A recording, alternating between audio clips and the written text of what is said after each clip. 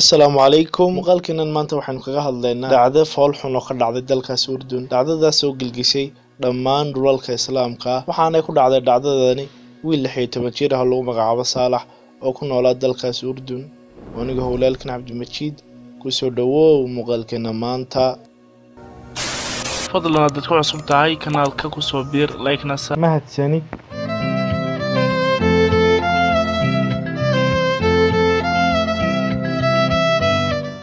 waxay dhacdadan noqotay mid si weyn u gilgishay qof kasta oo damiir leh waxayna noqotay falkii ugu xumaa ka dhacay gudaha dalalka islaamka gaar ahaan dalka Urdun waxayna si ballaaran ugu baahday dhacdadan ama qisadan baraha bulshada intaas kadib haddii aynu guda galno falkan faasho xumaa ee ay kula kaceen wiilka yar lagu magacaabo Saalax ay da'diisu tahay 16 jir bilowna qisada markii ay ahayd bishii 13 Oktoobar sanadkan ku wada jiray 2020 taas oo ku beegan maalintii Salaasada ahayd ee wiilka ama toddobaadkii aan soo dhaafnay ayaa waxay hooyadan dhashay Saalax u dirtay inuu uga soo iibiyo ama uga soo gado dukaanka roodhi ay ku quraacdaan xilligaas oo ahaa wiilkani mid ka soo baxay salaadii subax intaas kadib waxa uu ka ictimay Saalax xaggii dukaanka si uu u soo iibiyo roodhida ama khubistii ay hooyadu u dirtay haddaba isagoo ku sii guda jiray jidkii ayaa waxa uu arkay Saalax gaari bas ah oo si tartiib ah u daba socda markii uu arkay Saalax inuusan gaarigan baska ahi aanu ahayn gaari caadi ah oo dhaafaya waxa uu Saalax macinsaday oo ka doorbiday inuu ordo oo ka baxsado balse markiiba waxa gaariga ka soo degay 15 nin oo ka daba orday Saalax si ay gacanta ugu soo dhigaan haddii uu xoogaa ordayba Saalax nimankii nasiib darro gacanta ay ku dhigeen oo ay ku riteen gaarigii baska ahaa balaad basuulaysa daawade booskaas uu Saalax ku jiro waa xilli aanay soo kicin dadka badankiisa oo ah xilli salaad hore ah oo ay ku ereenayeen 15 nin ma ka fakan lahayd oo ma ka baxsan lahayd markii ay ku riteen baskii oo ay afduubteen wiilkii waxay ku bilaabeen feedyalaad haddii ay sii wateen Saalax waxay geysteen guri banaan oo laga guuray amaba qaraabada midkaad u taqaanidba waxayna ahaayeen kuwa jirdilaya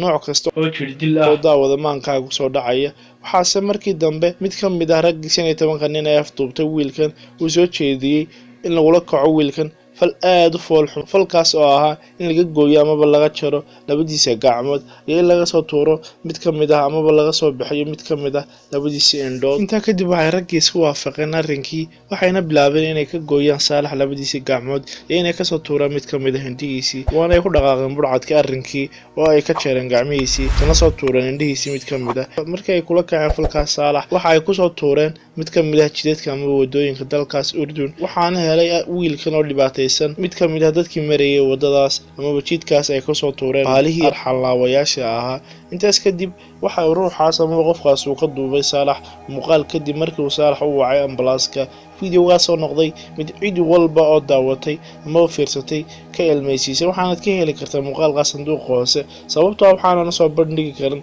waa fiidiyo aad u fool xun waa tan mid ka mid ah waraysidii laga qaaday hooyadii dhashay Saalax iyadoo ka waramaysa dhacdadan falkan foosha xun ee lagu kacay wiilkeeda yaraa راح يشتري إلي ولإخوته خبز عشان ناكل خطفوه هدول المجرمين أخذوه استدرجوه في الباص وسيارة كانوا 8 أشخاص بالباص وفي سيارة كمان كانوا فيها 4 أخذوا ابني ضربوه هو في السيارة بعدين أخذوه على دار قطعوا له إيديه ببلطة حافية ابني قال لهم قطعوا أول إيد قال لهم ابني خلوا لي الإيد الثانية قالوا له لا إحنا اليوم حابين نشرب دم wax kale oo ay ku kaceen baalahan arxanlaawayaasha ahi kadib markii ay ka jareen labadiisa gacmood Saalax in ay ku soo ridaan bax ama baqardaas si aad u taqaanidba oo ay hor dhigaan gurigoodii ay deganayeen way joogtay hooyadii si ay ugu qoysgooyaan hooyadii haddaba su'aasha isweydiinta mudan ayaa ah oo maxay sababta ka dambaysa ee waxaan oo dhan lagu geystay wiilkan yar baaritaano dheer waxay dawladda dalkaas Urdun la wadaagtay sababta ka dambaysay inay kula kacaan falkan foosha xun wiilkan yar ee Saalax waxayna sheegeen inuu yahay argoos ay ka argoosanayaan wiilkan yar aabihii sababtoo aabahan dhalay Saalax ahaa mid ka mid ah dadka quutal daruuriga maalinlaha uga soo dhiciyo qoyskiisa suuqa ayaa waxa maalmaha ka mid ah u damcay ama wadoone nin ka mid ah burcadkan kula kacay falkan foosha xun Saalax inuu baad ama xoog kaga qaado xoogaagii uu suuqa ka soo shaqeeyay aabahan dhalay Saalax kadib aabihii waxa uu iska diiday in laga qaado wax baad ah amaba wuxuu kaga qaado xoolahan uu soo shaqaystay kadib isjiijidii isdifaacida waxa uu aabihii Saalax dhalay dilay oo gacantiisa ku baxay ninkii burcadka ahaa oo dhintay intaa kadib waxay qoyskii dhalay ninkii burcadka ah ee ku baxay gacantan aabihii Saalax ay bedeleen sheekadii ahayd inuu isdifaacayo aabahani oo kaliya waxaana ay dalbadeen qoyskii ninkii burcadka ahay in loo xiro aabahan dhalay Saalax waana la xiray oo lagu riday jeelkii sidaasna uu ku gal xabsideen balse halkaas kagama ay hadhine waxay burcadkii amaba gaangis ka mid ahaa ninkii uu dilay aabahani ay go'aansadeen inay ka argoostaan oo ay dilaan mid ka mid ah dadka u dhow haddii ay arrinka bilaabeenna waxay ogaadeen inuu dhalay wiil lagu magacaabo Saalax waxayna kula kaceen falkaas aadka u foolxun ee gelgelay dhammaan dalalka islaamka ugu dambeyntiina waxaynu kusoo gabagabaynaynaa muuqaalkeennan qoraal bartiisa Facebook ee Saalax ku leeyahay oo loogu soo qoray waxaana uu ahaa qoraalka sida tan waxaan ku guda jiray bilowgii noloshayda waxaan jiray 16 sano waxaan lahaa riyooyin iyo hadafyo aad u waaweyn oo aan ku tala jiray inaan rumeeyo maruun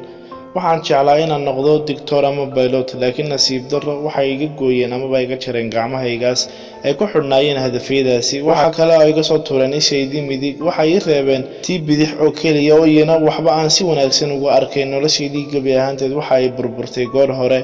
hankaygii iyo himiladeydii hortayda ayay ku burbureen wadiiqadii ama wadadii ugu foosha xumeed oo ay u dheer tahay bilaa naxariis ayaa laygu afduubtay laygu jirdilay laygu gooyay gacmahaygii iyo weliba inay iga soo tuureen mid ka mid ah indhahaygii waxaa laygu soo tuuray dariiqa anigoo maankayga ay ka guuxayso waxaan sameeyey waa maxay dembiga aan galabsaday ee ay igu marsiinayaan waxaan u cadaab ah amaba dhibaato ah waa maxay sababta ay igu xambaarayaan amaba ay dusha iga saarayaan dembigii aabbahay haddii ay naftay dhaafin lahaayeen ayay dhaantay inay igaga tagaan xaaladda noocan dhammaantood waxa ay caafimaad qabaan aniga mooyaane maanta waxa uu bayloodka noqday bilaa gacmo digtoorkiina bilaa indho waxaana rajaynayaa inuu iga hiiliyo qanuunku oo ii soo dhiciyo xaqayga muuqaalkeena maanta intaas ku eegyahay anigu howlaalkan Cabdimajid oo idinkaga tegay amaana Allah